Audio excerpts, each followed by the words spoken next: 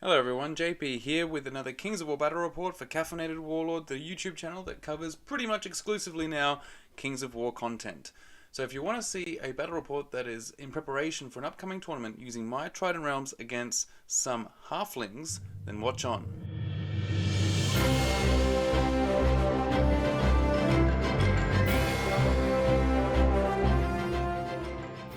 So there's a tournament coming up in this case, at the time of recording, it was only just a few days away. And I am using my Trident Realms at this tournament. It's just a 3-game, 1-day event called Summer Slaughter, being held in Ringwood. And I wanted to make sure that my list, while I've used kind of this list and types of versions of it quite a few different times, I wanted to see if this particular iteration of the list was going to slice the cheese. And so that's what I'm using today, is a version of the Trident Realms list very similar to the last one, but with a few tweaks. Now, this army is one of the 4 armies I discussed in a video maybe 7 months ago, where I was kind of putting forward the 4 different armies that I somehow stumbled into. And then this army was specifically for the Countercharge podcast Mantic Slow Grow Challenge that they had in 2022, which I won. So thank you, Rob, for enough. I did get my prize for that, and I took some of it and I distributed some of it amongst all the people that I knew. So I think the Victorian Kings of War community thanks you, and Countercharge community as well. So, with that said, who is my opponent? Well, it's actually Dan, the opponent from my first ever battle report on this channel. It's the one where he was actually playing his 𝓱𝓸𝓫𝓲𝓭, beautifully painted, against my half-painted Abyssals from way back then. So that was in 2021 when I first got into Kings of War, and also got first into Kings of War battle reports. And so that's a great one, obviously. Go watch it if you want. But now, in the meantime, he has painted up a whole halfling army, and that's what he'll be using today. There are a few components that he's doing. This is a new list. He painted it up completely so he could take a army of halflings to Clash of Kings in Canberra. But now he's tweaking it and adding in some new components. There are a few bits that are unpainted, but it's still a fantastic looking army, and I think you'll agree. So the tournament is 2100 points, and so that's what we're playing. So let's look at the army lists. So for my Trident Realms, which I called the army Fisherman's Basket, we have one 𝓱𝓸𝓫𝓸𝓸𝓭 regiment, which are pretty interesting kind of guys. They're just, they don't have many attacks, but they do have Crushing 1. So 12 attacks, Crushing 1, melee 4, not much to write home about, but what's weird is they're speed 7, nimble, and fly, and have ensnare. So, yeah, they can get places where you wouldn't expect them, and they can stop attacks that would normally flatten such a unit, because they're just defense 4, really. Speaking of units that don't get flattened so easy, we have 2 regiments of 𝓱𝓸𝓫𝓲𝓽'𝓼. They're defense 6, they're phalanx, enough said really. They're just big, tough fish lizards. I'm using salamander models with spears. Then also tough is the Horde of Gigas, which have big shield, and only 12 attacks. It's another weird unit. The Trident Realms is pretty much the army of strange units, because these Gigas, they are large infantry, but they're not large because they're height 2. They're speed 5, but they have nimble because they're crabbish. They crab around. Anyway, but they have a decent damage output thanks to their Crushing 2 and Vicious.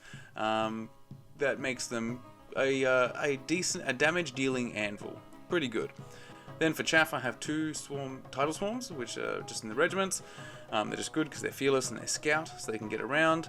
I have 1 𝓱𝓸𝓫𝓲𝓭, which really gets around. He's a very good flanking kind of thing, like your Beast of Nature. We've got 1 𝓱𝓸𝓫𝓲𝓭, who is a real kind of... he's an anvil in a way, but he's defense 4, regen 4+. So he's an anvil that could get taken out very quickly, but if he doesn't, he will stick around because he's got that ensnare and all that. Lots of tentacles.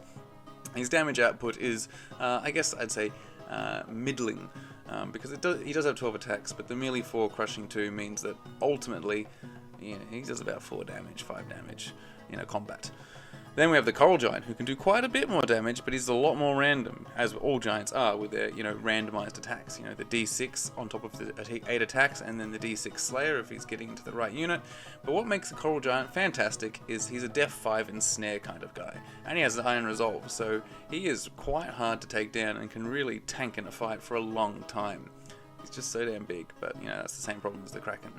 Then we have a nice little easy source of inspiring, the Naiad Envoy, because I just need inspiring. My second source of inspiring is the Naiad Wormrider Centurion, who is actually a Nuka, but then changed to a Naiad Wormrider Centurion because, well, Nuka doesn't inspire, and then the Naiad Wormrider Centurion can kind of do the same thing. He puts out a bit of threat projection, and he's also got inspiring and quite tough because he's regen 4 plus defense 5. Not bad. And then finally we have the Hidden Ones formation, which is made up of 2 Thul regiments, which are the kind of berserker infantry of the army, and 1 𝓮𝓪𝓫𝓮, who is the, well, also a fighter, but it can take spells. He didn't in this one, but he can take spells. And so I guess what's changed is really, I used to have items on the Thul to maximize the damage output, but I was, it was quite a lot of items to get on those 2 regiments of Thul, so when I dropped that I realized I could change some things up and get 𝓱𝓸𝓫𝓫𝓲𝓽'𝓼 in there, instead of, I think before was a regiment of water elementals, which are fantastic, but I don't really need more anvils. But we'll see how it goes. Now, taking a look at the Halflings, well, here's an army that not everyone's familiar with because they're still quite new on the block. We have 1 horde of Braves. So Braves, they're pretty basic infantry. They're pretty much like rabble, just maybe slightly nicer looking. Then we have 4 regiments of rifles, Halfling rifles. So these are just your piercing 118-inch shooting, and there's lots of them. So that's a lot of shots going around, and coming from lots of different units, so all kinds of directions. So yeah, so it's a lot of shots right there already. And then we have 2 Edge Grenadiers regiments, which are great little flanking guys. They get around, bringing in their brutal D3 is really what they bring to the table. Their actual damage output is pretty mediocre, but it's the brutal D3 is pretty awesome. Then we have 1 regiment of Juggers, which are the knights of the Halflings. They have Wild Lancers, which are kind of their fast cav, and then these are the closest thing that they have to knights, and they're pretty decent.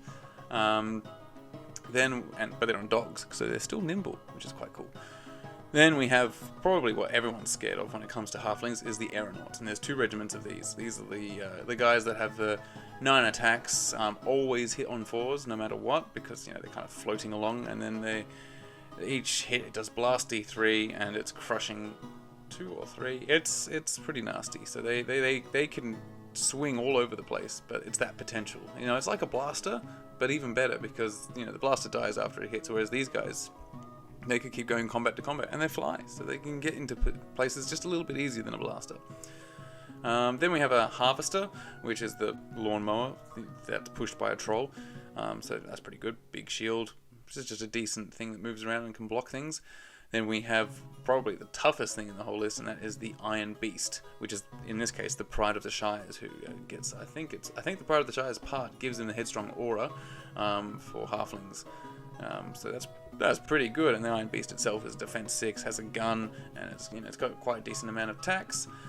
And then we get into the rest of this. So the Iron Beast I think is very inspiring, and so another source of inspiring, and a lot of other stuff is the Engineer, which is kind of what brings this whole list together. So he has the aura for Wild Charge, which is Tinker only, Radiance of Life, also Tinker only, Gadgets and Gizmos, which can make 1 unit in the army at the start have the Tinker keyword, and he has a Sacred Horn to increase the auras that he has. And so what he's been doing is been putting that on the Braves, because the Gadgets and Gizmos gives them Tinker, but also gives them Iron Resolve, which is pretty good on a giant horde.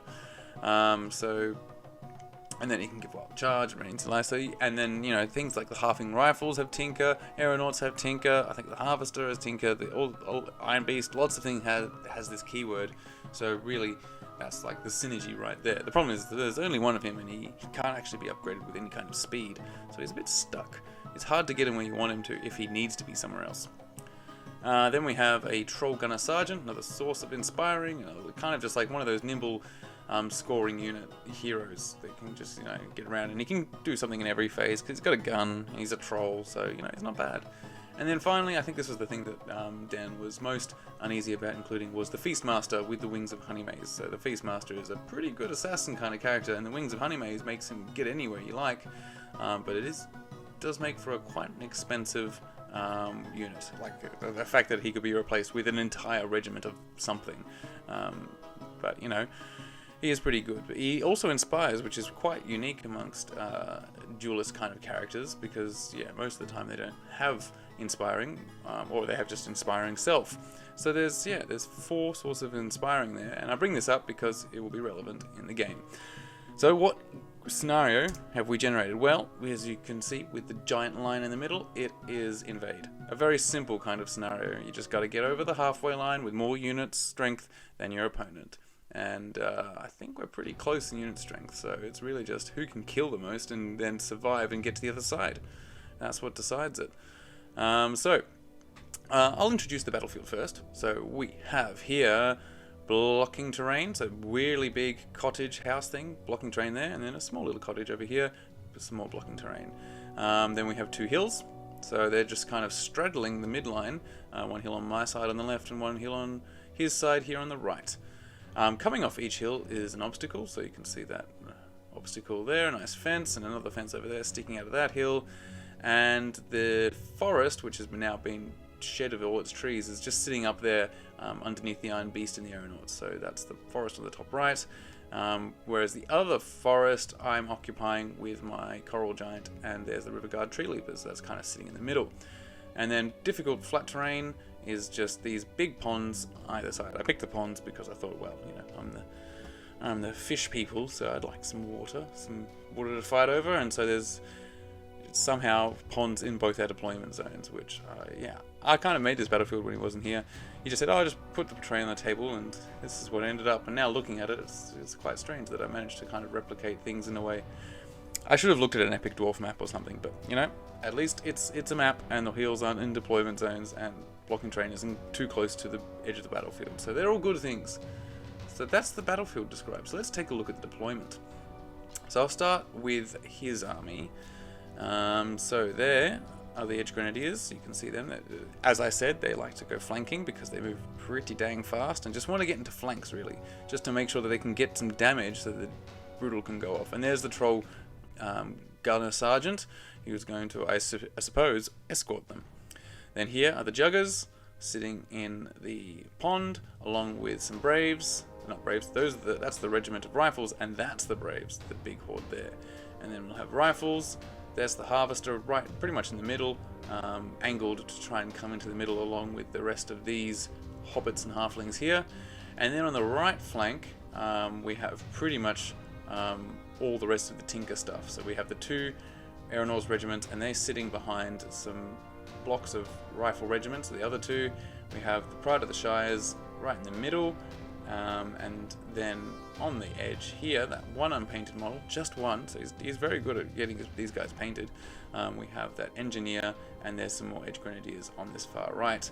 And what you can't see is the little Feastmaster right here. So there's a Feastmaster ready to zip up and get in because he's also got Scout.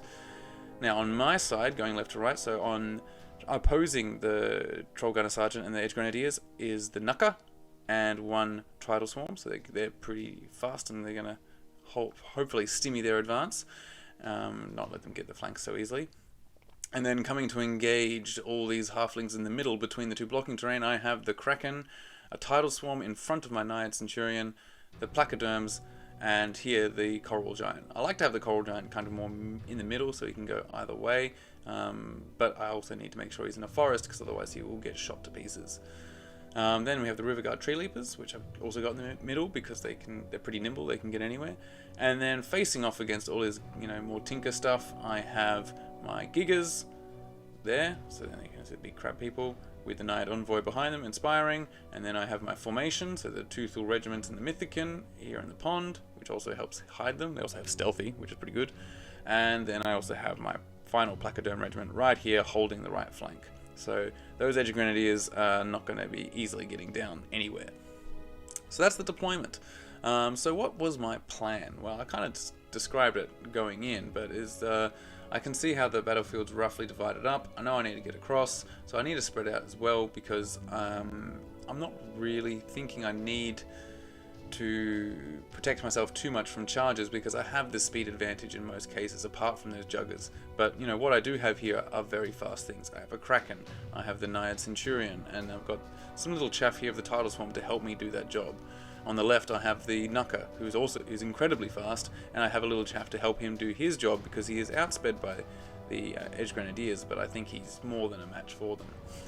And then over here I'm just hoping to grind out with his stuff and have the battle more on his side than my side, so that, you know, when push comes to shove and things might not be dead, I still might win the day in the end. So that's the plan. So I just showing everything a bit more close up. Yeah, I mean, you can just appreciate some of the painting here. It's a bit blurry. I think I've got even closer shots, but you can see, look at the aeronauts, the shading on those balloons. Huh. And then here, these are the new ones he's painted. These are old metal ones from a different company. But yeah, some good looking. And this is the part that he puts the most into, with some non-metallic metal and all kinds of shading that he does encourage me to try and do in some of my painting, but, you know, I'll only do it on special occasions, like, you know, birthdays and Christmas. Yeah, and then some more Edge Grenadiers, which he's done a great job. So, you know, it's even though everyone hates his aeronauts, you can't help but love them because they just look so good. He also had not much fun assembling them, so I think he's paid for them, you know, just with effort. And here's my army, just to remind you guys what it all looks like. You know, it's a second-hand army that I've touched up to make it look a little bit better. These guys have actually just been painted up, the gigas, properly, like they've got a bit more things going on, so I'll have to take a picture sometime. So yeah, just looking at my army. Oh, here, yeah, look at that. Whew. Yeah, I should have just skipped across to these. And this is fantastic. You can just see like a kind of whole story. They're definitely in the Shires protecting them. He's got a well, hay bales. It's just lovely. And yeah, so with this army, he actually won the best painted Mantic army at Clash of Kings, and that was among 63 different players. Not of all of the Mantic armies, but I think there were 13 represented. So, you know, that's a decent. There was definitely tough competition. There were 4 other halflings. So, you know, there's also a lot of other kinds of these beautiful new models being painted in all kinds of different color schemes. And yeah, this is the harvester. He's painting a harvester, but this is the stand-in for now. Edge Grenadiers, so cool. Yes. Hopefully you're enjoying these kind of videos. Pause if you just want to look. But yes, it is a beautiful army, and I'm just glad to be in close proximity to it so I can play against it, just like 𝓱𝓸𝓫𝓲𝓽'𝓼. And there it is, the battle shot. I mean, this is pretty cool. I mean, you could imagine this would be in a cool gaming magazine were they still to exist. And here's my army on the other side, ready to face off. And yeah, tentacles. Oh yeah, and I just want to show off my new coral, well, not new coral giant, but the finally completed one, because in the last battle report I hadn't finished painting him, so now he's done. So in the first act of the game we have scouting, so I've scouted up the tidal swarm here on the left flank to stymie the advance of the Edge Grenadiers while being observed by the 𝓱𝓸𝓫𝓲𝓽, and then this one I've just moved up behind the obstacle, which I will come to regret. And the Feastmaster, the little assassin, has just moved up alongside the hill. So turn 1, I decided to put these in instead of just the turn dice. So he gets the first turn, so you've always got to be careful with that when it comes to scouting. You've got to think of that, and maybe I didn't think hard enough. But his whole Tinker side of the army just moves up. Pretty much everyone moves up equally, and is all quite tentative. The Feastmaster completely zips across into behind my lines, so fantastic, and I just don't have a combat character. The Mythicans were way off over here, quite out of range and not able to answer the call. And this is just showing, I think, that stuff is starting to shoot. And it's quite a lot of shooting. It's even though I thought that these guys would be relatively protected, but unfortunately these guys didn't get cover, these guys did, but 7 wounds in the end is definitely more than enough to remove my tidal swarm, because he's only dash 12, so you only have to roll pretty low. So that's unfortunate. So I pretty much just gave that away. I just moved it up and he shot it, and I shouldn't have done that. Should have maybe just kept it right behind here rather than there, but you got to learn these things. You just don't throw away your chaff. And I wrote an article about that, and you'd think I'd heed it, but you still got to learn these lessons. Now in my turn, well, I feel like getting shot. At least over here, these tidal swarms aren't likely to get so easily removed, so I move them right up. And so what I've done is to, obviously you measure out the distance that these Edge Grenadiers can move, so that they can't get past both the 𝓱𝓸𝓫𝓲𝓽 and the tidal swarm. So they can't. If they jump over the tidal swarm, the 𝓱𝓸𝓫𝓲𝓽 will get them. They stay back there. The 𝓱𝓸𝓫𝓲𝓽 is out of range, because at the moment I move him in range, then they could just jump past him, because, you know, I've got a threat range of 18, they've got a threat range of 20, so I've got to kind of stick back and just hope that something will come in to the Tidal Swarm, which is not that easy to break because it has Ensnare.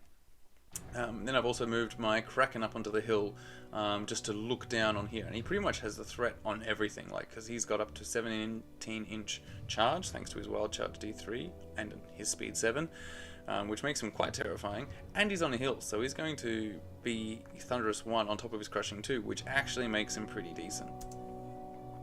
And the rest of the army just kind of moves up. I'm trying to be behind an obstacle, which doesn't matter because who's going to shoot defense 6 𝓱𝓸𝓫𝓫𝓲𝓽? I don't think that's much of the target. Instead, they'll probably shoot the giant, which is still in the forest. The 𝓱𝓸𝓫𝓫𝓲𝓽s remain in the forest, but are peeking out, ready to hopefully jump on something because they're reasonably fast. And I'm just trying to protect my Naiad Envoy from that Feastmaster. What I'm trying to do here is I'm actually ended up layering in a way. It wasn't layered to begin with, but I thought, well, why not? So I've moved up these the Gigas, and the Gigas are great because you can move at the double and then pivot them because they're nimble. So they're kind of fast in a weird way. So I've moved them up and they're peeking over the hill. I don't think they have threat on anything, but they're just kind of sitting there to prevent things from getting too close, while I keep 𝓱𝓸 behind each of my separate defense 6 stuff. So that really the idea is, please charge the defense 6 stuff, and then the 𝓱𝓸 will answer the question properly. And that just shows you the little Feastmaster that are keeping me concerned, but right now all he's got are units to charge rather than any of the individuals that he really wants to get. And I can't afford to lose individuals because, as I was pointing out, I have only 3 sources of inspiring and I need to keep them. So it's turn 2. So Dan has charged the Tidal Swarm, so he's gone in, taking that chance. Some shooting is going off against my Kraken, which means the rest of the army didn't really move. And here's some more shooting going off on the Coral Giant, who just Iron Resolves back 1, so he would have been on 5, now on 4, and even some shooting on 𝓱𝓸𝓫𝓲𝓽s, and you know, it's just chipping away these bloody rifles. It's a lot of rifle regiments. And then the damage in combat, just 1 damage, so yeah, it's not going to get rid of those Tidal Swarm because yeah, he's only got 5 attacks and he's ensnared, so it's not really a great chance that he'll really do all that much. He could have done nothing, and then, well, nothing really would have happened, because it's not like these guys are going to get around. So on my turn, I'm just, well, moving up a little bit closer, getting range. I've still kept my Kraken where it is, which is now replaced with a basic. I've repositioned, and he just kept falling over, because he's just so top-heavy. So he has now turned into a bit of MDF with the word Titan and an arrow. But what he's done is he's just trying to shuffle up because his whole army just moved back a little bit to get out of range, and I just moved up a little bit to get back in range, and just eyeing off which one I want to eat first. While these guys have gone past the obstacles, so now were they to start engaging in combats, they're not going to be hindered. Yes, also I must have suffered 4 damage and Iron Resolved to 3, because I don't have any sources of healing in this army. Anyway, I'm getting distracted. I've moved everything else up, trying to maintain this pseudo layering. Yeah, it's a better picture. So I've got the Gigas. I'm offering them up as tribute. Here they are. And what I'm thinking is, yeah, the Gigas need a lot of investment to take out. They'll need either one or only one of the aeronauts are in range, these guys, and the Iron Beast would need to go in as well, and so they might not even do the job because these are Gigas after all, and the aeronauts are so swingy, and then I've got all manner of units to answer this question from all different directions. So that's kind of the trap I'm setting up. I'm like, here's Gigas. Gigas are precious, but I want to give them up. So that you can charge, and if he doesn't, then these Gigas can go off and, you know, charge the Iron Beast perhaps. Not that I would, because these, you know, 12 attack Gigas aren't hindered over this obstacle. Terrible idea. They're just hitting on 4s with 12 attacks. No way. It wouldn't do anything. It'll be stuck there, and then they'll really get cracked open by all these different aeronaut flanks. In any case, that's the whole plan, and then yeah, the 𝓱𝓸𝓫𝓲𝓽s are just here holding the flank. And so I do 1 damage back, which, you know, is just fine. Fantastic. Good work, Tidal Swarm. And it's turn 3. Not many combats. Because I don't have any shooting. My turns go pretty quickly. And so the combats are on. And so what I did expect was obviously the aeronauts and the Iron Beast went in. What I didn't expect, and I should have if I just pivoted correctly, it was the Edge Grenadiers over there could see the flank and were in range of these of the Gigas. So I definitely should have measured that. So now it's a bit more certain. I mean, these guys aren't going to do much damage from the flank, but they're going to add their brutal D3, which will certainly tip it more in their favour. The other aeronauts went to my placoderms, and all my phalanx is for naught because they always hit in 4s. So yeah, how about that? And then over here, well, yeah, it's just still a bit of a showdown here in the middle, and so yeah, more shooting to be for sure. Here we have a nice blurry shot where I've just zoomed in because I think I took a picture too far away. The Edge Grenadiers are going in with the 𝓱𝓸𝓫𝓲𝓭 because I think he's realised that this battle could go on forever, and he's on the wrong side of the line, so they need to push through, even though it might mean a 𝓮𝓪 coming in. And so, more shooting onto the giant, but he doesn't really mind for now. Damage on the placoderms, well, there was none, I think. Yeah, I think that 3, that indicates... Unless I'm just taking a picture. No, I think... We'll see. It looks like no damage, but that seems rather unlikely. I think, yeah. Anyway, a little bit of shooting on the 𝓱𝓸𝓫𝓲𝓭, but he's finding very difficult to get shots through because, well, everything's in combat. So as a result of combats, we've lost Tidal Swarm, which is to be... It is expected. That brutal D3 alone could do the job. And, whoop, blurry action shot. They've moved forward. The troll gunners move back. Here, there we go. 7 damage on top of the 3 they already had. We're wavering, so yeah, that's what I was expecting. So they come in and yeah, they can do quite a lot of damage, especially defense 6. So my phalanx useless. Then here we have the gigas gone, deleted. But what turn? And oh yeah, look, forgot about that. The Feastmaster went in as well. So what it turns out is if he didn't put in these guys, or the Feastmaster, which I didn't expect either, they would have survived, because he was rolling not great for his nerve checks, so he was right on the cusp of them. It could have, yeah, it would have been even worse if the Giga stuck around, but he managed to remove them, and that's still according to my plan, so I am ready to pounce in my turn. So yeah, zooming out, there's his units, and they reposition like so. Nothing really giving up flanks, just kind of acknowledging the terrible situation that he's in, really. But I don't think anything can quite get to like the Iron Beast flank, which I think he just moved back, and everything else just kind of turned to protect it. Because really, that's the primary source of inspiring. There's a little engineer over here, but he's a bit far away. Oh wait, no, the Feastmaster inspires too. Never mind. So on my turn, well, I unleash the Kraken on the Juggers. Because when I was looking at these different units, the thing I have to really know is that chances are the Kraken's not going to crack him on the charge, but he's going to do some damage, and so I might as well go for the safest, which is right here on the flank. So it even turned out that these rifles can't see that Kraken, so he's right in there, happy to munch on some dogs. While over here, well, you can see the 𝓮𝓪's just like, not gonna, the Tidal Swarm's dead, we've held them up for 3 turns, I'm going to just come into the center and help out with all the units that are here, which is a lot of unit strength compared to the 3 unit strength of the gunner and the Edge Grenadiers. We do have a wavered Centurion, and that's just thanks to some shooting, so I just had to reverse him a bit. And yeah, I'm sending my placoderms forward just as a tease, just like, come on, charge them. Nothing's going to happen, especially with Braves. And they'll be hindered because they're going through that terrain. Now, what am I doing here? Well, it's all kinds of charges. I'm double charging the aeronauts with a combination of the Coral Giant, who had to turn sideways because otherwise he just kept bumping them, and the Tree Leapers. So they've both gone in. Good thing about the Tree Leapers having their fly ability meant that they could actually get there, because it was the Feastmaster was in the way. They wouldn't have been able to do it, but they just jump right across and get into position. So those aeronauts probably gone.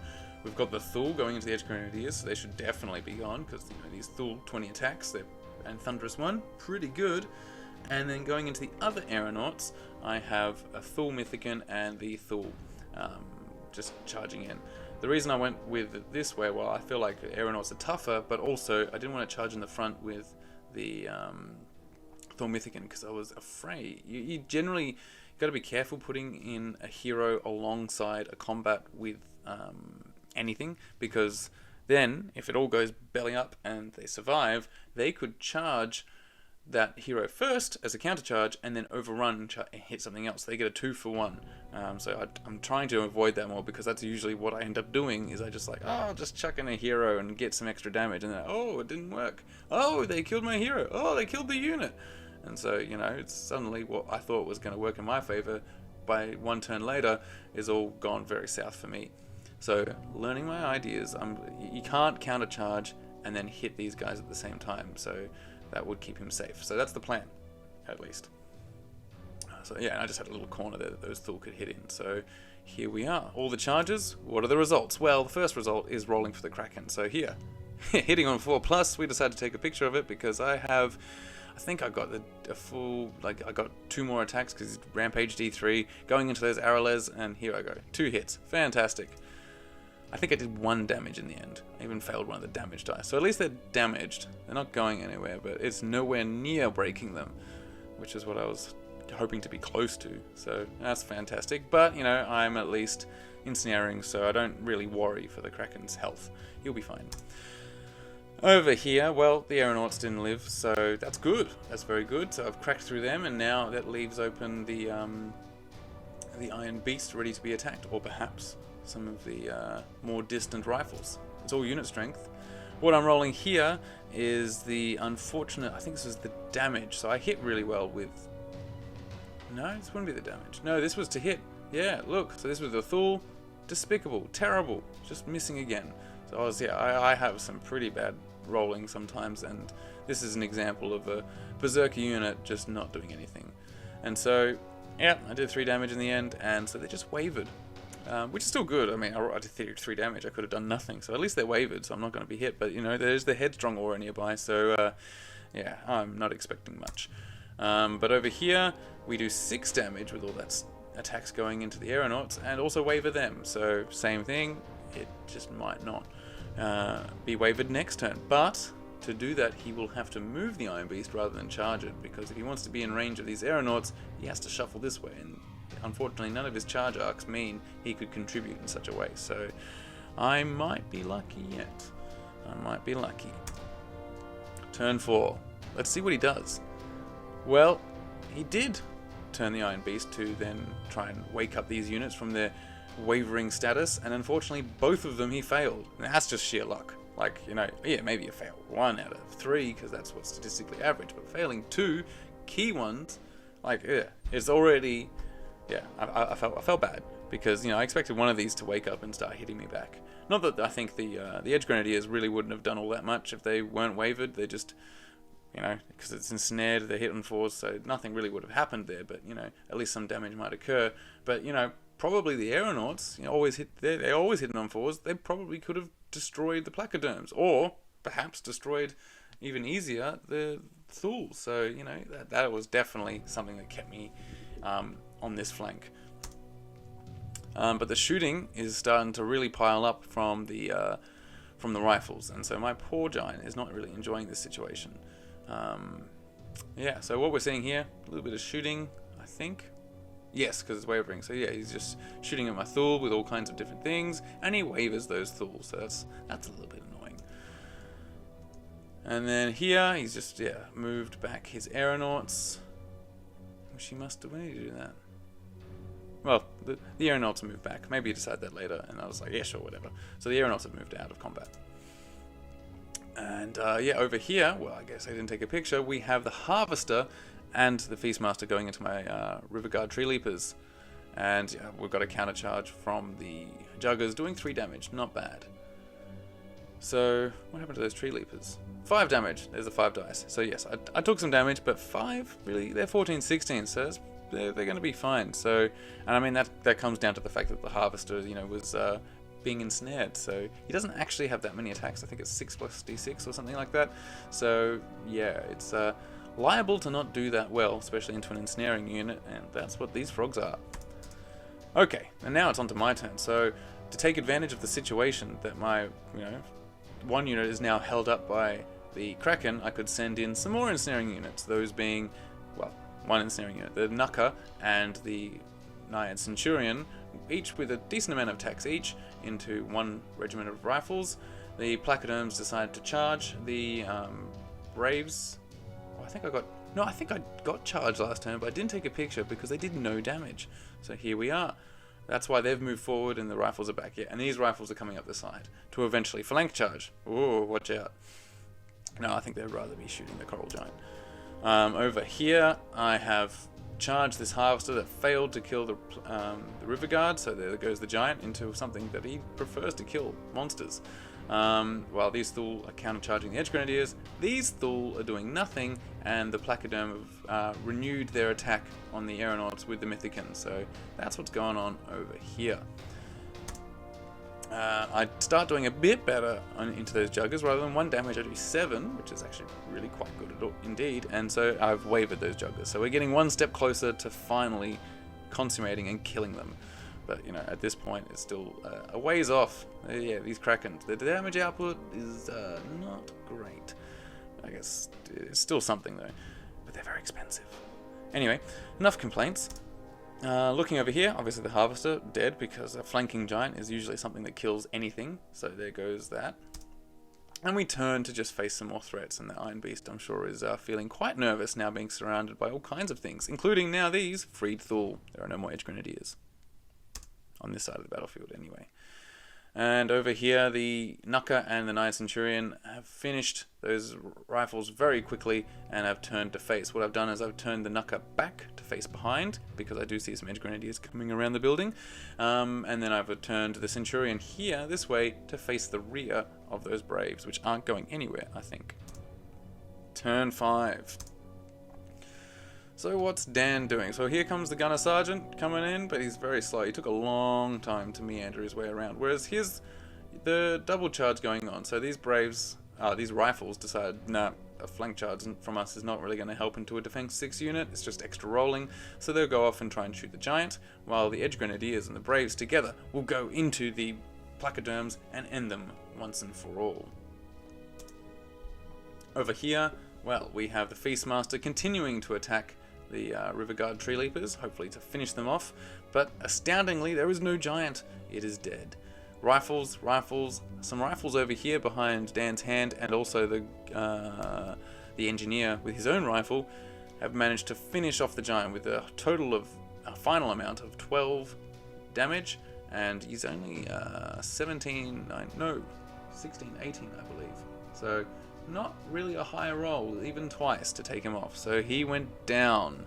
And so there goes one of my key can openers of the army, because he's the only one with a decent amount of crushing. So I'm left with just some Berserk units and some light crushing to hopefully take out what's remaining. And we can see here the Iron Beast has gone into my 𝓲, the wavered ones. Well, they were wavered. They're not anymore. And we'll see how they go into the ensnaring. So over here, that's abrupt, hey? So, yeah, he went in. I don't think he did no damage, but he definitely didn't kill them, because he's, I think he hits on 4s, and so now he's hitting on 5s. He's got random attacks, so he just didn't do very well at all. And, yeah, these aeronauts, I think, are wavered once again. You can see that. I think he also failed again the headstrong roll. He was getting, it was sad Iron Beast noises indeed. Over here, well, it was a charge in his turn, but again, he did no damage to the 𝓱𝓸𝓫𝓲𝓭. These 𝓱𝓸𝓫𝓲𝓭 took a whole flank of Edge Grenadiers, and they just couldn't get past the Defense 6. So therefore, you don't get Brutal D3 if you don't do any damage. So yeah, they're absolutely fine. And so that led to this.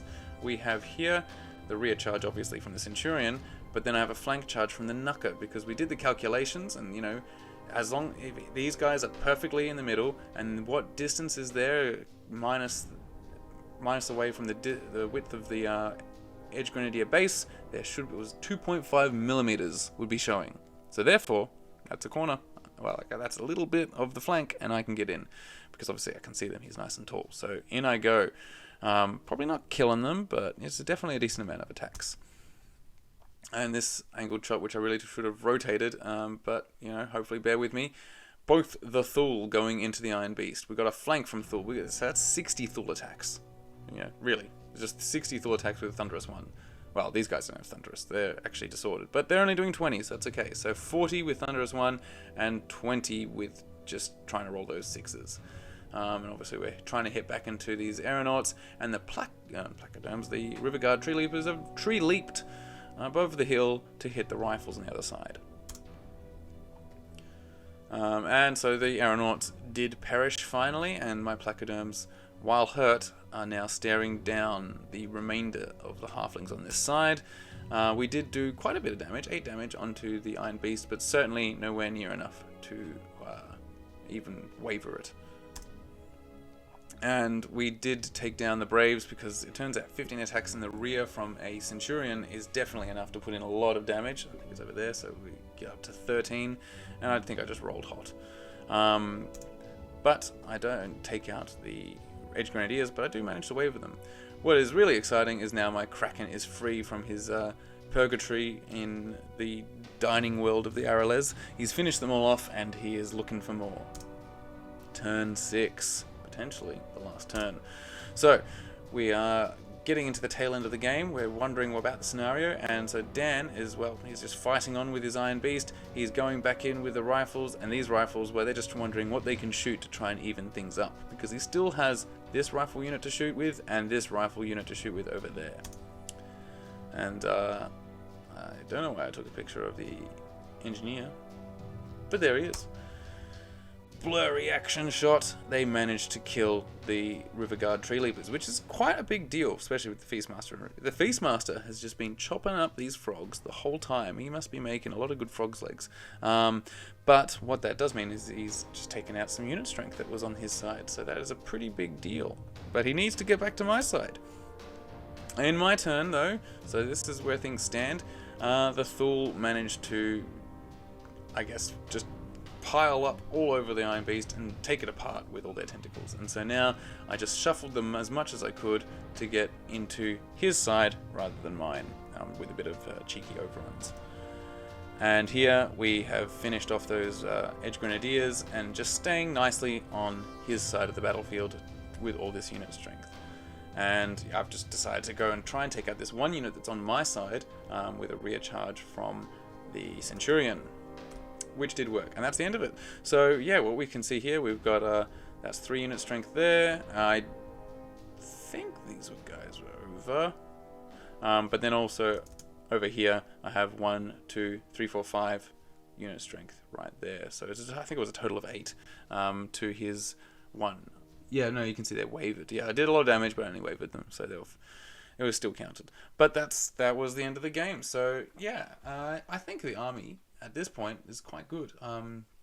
You know, it's got fast components. It's also got some damage dealing, but the problem is this is not a hard army in terms of, like, the halflings aren't tough. You know, they're defense 4 for the most part.